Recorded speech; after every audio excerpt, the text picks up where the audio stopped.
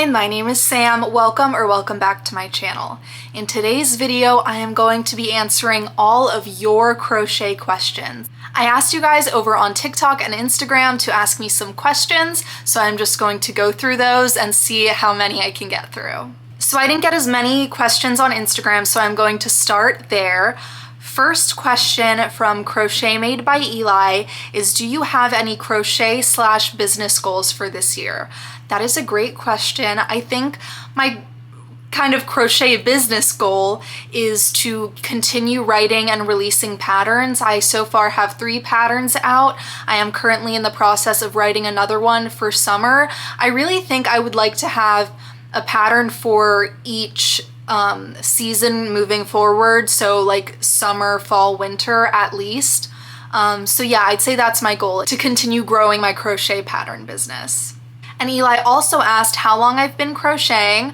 I have been crocheting for almost 4 years now, about 3.5. It'll be for this fall/winter.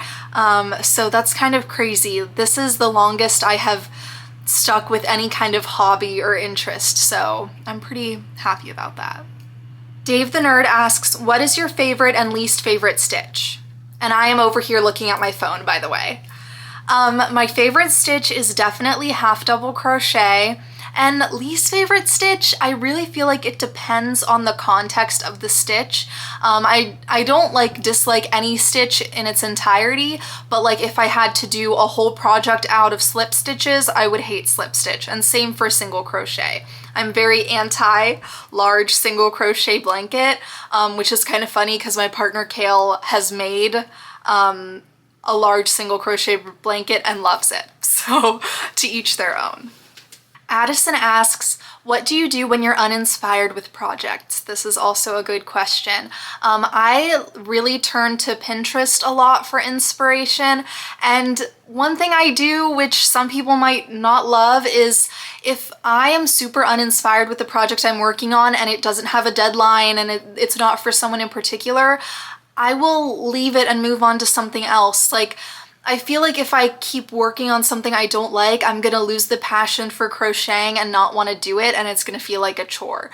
So while I do have a bag of abandoned works in progress, it does help keep me inspired by starting new projects. Woven Artifacts asks, favorite project you've made or pattern you used/made? I feel like my favorite pattern that I've written so far is definitely my Valley dress pattern. I will put a picture up here because it looks much better on. I'm very proud of this one, and I'm proud of how it's size inclusive and can work on everyone. I feel like for dress patterns that's kind of difficult, so I'm really proud of that one. Loopy Mina asks, how and why did you learn to crochet? I learned to crochet through YouTube videos. I wanted to make holiday gifts for my family and I couldn't really afford to buy them. So that's why I learned. I just taught myself through YouTube videos. Yeah, not much to say about it. Loopy Mina also asks, what's your favorite make ever? I feel like my favorite one would have to be this 3-piece set I have hanging on the end here. I am going to throw up a picture of it because you need to see it in all of its glory. I'm very proud of that, and I made it in 2 weeks in a time crunch because I was doing my first runway when I was a fashion student in college, and I crocheted that whole thing. I'm very proud of it. Ooh, Soccer Mom Sharon asks a great question. What are gauge swatches and why are they important? So a gauge swatch is a little sample of what your stitch pattern is going to look like, whether that's crochet or knit. You might make a little gauge swatch, check the sizing. So everyone's tension is a little bit different. Sometimes a project might call for a specific weight yarn, but maybe you want to use a different one. So if my project calls for a weight 3, but I want to use a weight 4, I would definitely do a gauge swatch because you might not need as many stitches to get to gauge. So I don't have a gauge swatch as an example, so I'm trying, maybe I can throw up a picture of one. In a pattern, if it calls for a gauge, tells you the gauge, it'll say what the size of the gauge swatch is. And so you want to make that gauge swatch because their gauge swatch might be 4 inches by 4 inches. This is just this is just an example, but what if yours is 6 by 6? That means that your tension might be looser than them, so you need to adjust maybe your hook size or the yarn you're using so you create the pattern in the same gauge. Because if you don't create a gauge swatch, you could think, oh, I'm making a size small, and it ends up being way too big for you. So that's why they are important. I will say I don't do them very often. I prefer to freehand my projects. Okay, now I am moving over to my TikTok comments. There are 69 currently, so we are definitely not getting through all of them, but I am just gonna start scrolling and get through as many as I can. Okay, Azul Ocean asks, how do I change colors? Like, I've watched so many videos, but I still don't understand. At this point, I'm making a black and white bucket hat. I'm just freehanding the changing colors. So let me see if I can show you as an example.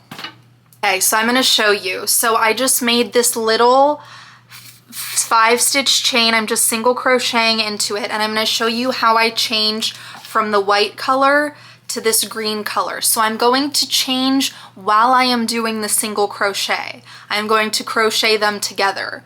So I am doing my single crochet, so I'm going into the stitch, picking up the white yarn over, and then here we would yarn over and pull through, but instead we're gonna drop that yarn and pull up the green color, and instead of using the white yarn, you just pull the green yarn through. And then it's incorporated, and then you just start working with the green yarn instead of the white, and the white is just hanging at the back. That's it, it's pretty simple. Haley asks, where do you buy your yarn?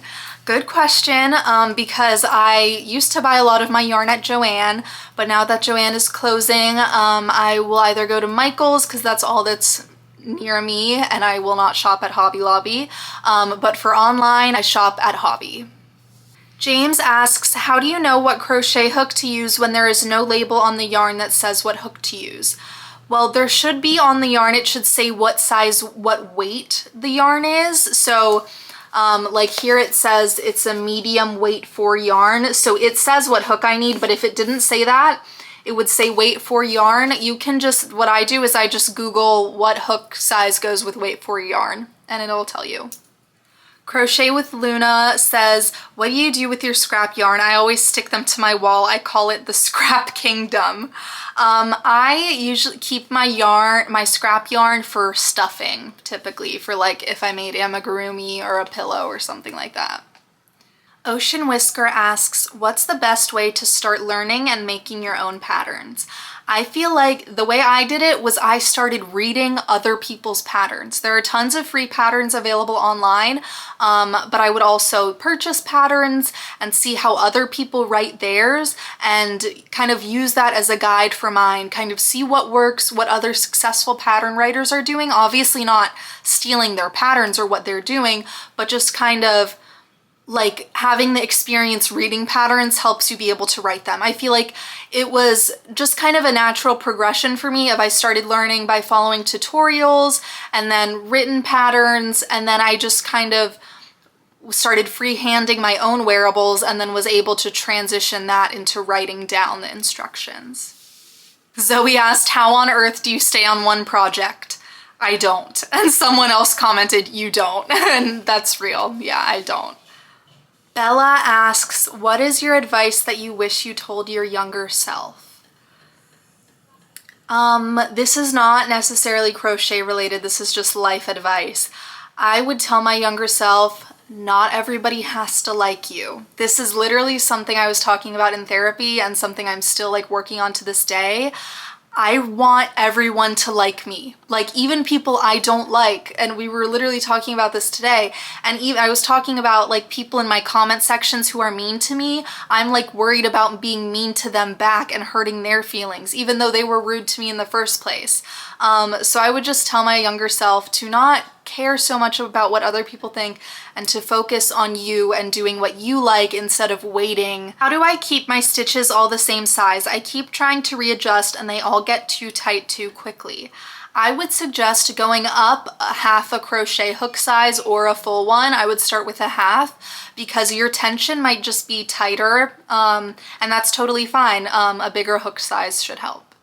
And the last question I'm going to answer is, do you use elbow braces or wrist braces for pain management? But just in general, what do you do to help manage pain while crocheting? I do have compression gloves that I use occasionally on my hands, but I also stop and stretch a lot. That is really important. I did end up needing to go to the doctor for wrist pain from crocheting, and I went to occupational therapy and they gave me some stretches. I do have some pinned on my TikTok, but I will show you guys. I've also showed them in a video, I think, but I'll show them again. So you go like this and pull back, and you do this. I'm hypermobile, so don't mind that. But you pull back like this and you'll get a stretch through here, and then there's also going like this, which gets a stretch this way. And then this one is crazy. If you've never tried it, try it. It's specifically for like carpal tunnel. You go like this and you'll feel it from your middle finger all the way down. It's such a crazy stretch. So I do those three pretty often, and taking breaks. I know it's not what a lot of people want to hear, but it's definitely important. Thank you so much for asking all of your questions. I'm sorry I couldn't get to all of them, but I really appreciate you sending some in, and I hope you enjoyed today's video, and I will see you in the next one. Bye.